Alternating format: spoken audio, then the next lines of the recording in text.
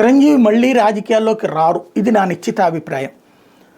ఎందుకు అంటే నేను మొన్ననే 2.0లో శేఖర్తో ఇంటర్వ్యూ సందర్భంగా కూడా చెప్పాను, ఆయన నాకు తెలిసి అయితే రారు అన్నట్టు. ఆయన పెద్దరకంగా ఉండాలనుకుంటున్నారు, ఒకసారి వెళ్ళారు చెయ్యి కాల్చుకున్నారు, అందరి చేత మంచి అనిపించుకోవాలనుకుంటున్నారు, కానీ ఒకళ్ళకి మిత్రుడుగా ఒకళ్ళకి శత్రువుగా ఉండాలనుకోవట్లేదు. అందుకని నేను రేవంత్ని అభినందిస్తున్నారు, చంద్రబాబుని అభినందిస్తున్నారు, జగన్ని అభినందిస్తున్నారు.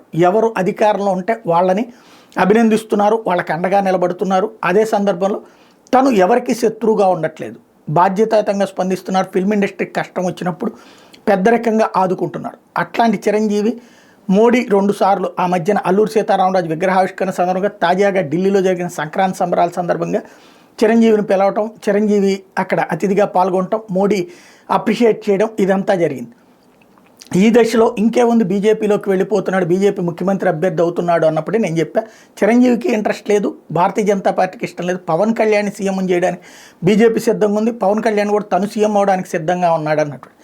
ఇప్పుడు తాజాగా అదే విషయాన్ని టీజీ వెంకటేష్ చెప్పుకొచ్చారు.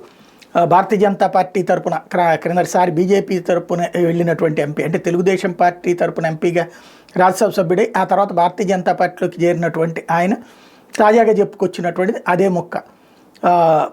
ఏది చిరంజీవి విషయంలో అనవసర ప్రచారాలు చేస్తున్నారు. అయితే ఇదే విషయం కాంగ్రెస్ పార్టీకి కడుపు రగిలిపోతుంది. వి హనుమంతరావు చిరంజీవి మీద తీవ్ర ఆగ్రహం వ్యక్తం చేశారు. వాస్తవంగా ఆయన చిరంజీవి కాంగ్రెస్ పార్టీకి రాజీనామా చేయలేదు, కాంగ్రెస్ పార్టీలో రాజ్యసభ సభ్యుడిగా చేశారు, కేంద్ర మంత్రిగా చేశారు, ఆ తర్వాత రాజీనామా చేయలేదు. కానీ క్రియాశీలక రాజకీయాలకు దూరంగా ఉన్నానంటూ మళ్ళీ బీజేపీ దానికి ఎట్లా అటెండ్ అవుతారన్నటువంటి కాన్సెప్ట్ని ప్రొజెక్ట్ చేసుకొస్తున్నారు విహెచ్.